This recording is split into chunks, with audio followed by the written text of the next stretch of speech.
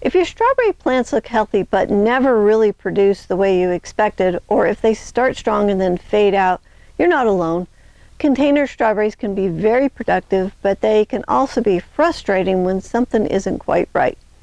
Many gardeners are doing their best and still not getting the results that they were hoping for. So we see this often. Most strawberry problems in containers are not caused by the plant itself, but by a few common mistakes in how the system is set up. And the challenge is that these mistakes are easy to miss because the plants can still look green and alive while production quietly slows down. But here's what most people don't realize. Strawberry plants don't stop producing randomly. When production drops off, it's usually because the plant has shifted into survival mode. And when this happens, the plant protects itself instead of putting energy into the flowers and berries. Over time here on the farm, I begin to notice that nearly all strawberry container problems come back to 3 simple areas. And once those are corrected, the plants almost always respond. So the first is inconsistent watering. So a strawberry plant in a container dries out much faster than a strawberry plant in the ground. And when the soil swings between too dry and too wet, the plant cannot stay in a steady production mode. Even short periods of dryness can cause the plant to slow or stop producing. So what we want instead is consistent moisture, not saturated soil and not dry soil, but a steady level of moisture that supports the roots every day. The second mistake is poor soil structure. So many potting soils either hold too much water or they drain too quickly without holding enough moisture.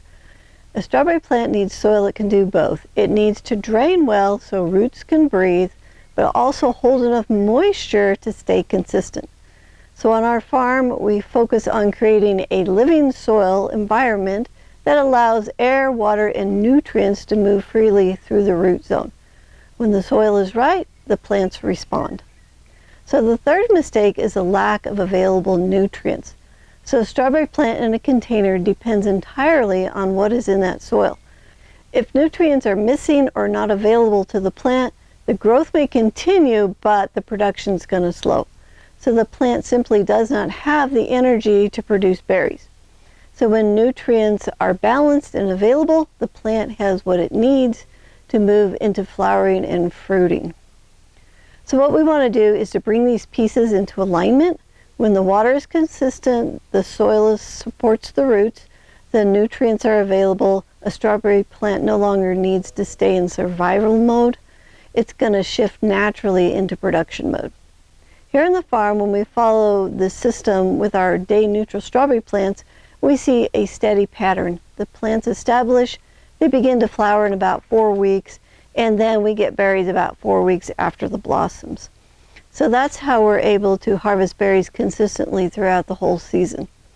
So if you'd like to follow the strawberry growing system that we use here on the farm, go ahead and download our free guide, 8 Weeks to Your First Strawberries, the high-performance strawberry growing system for first season harvest.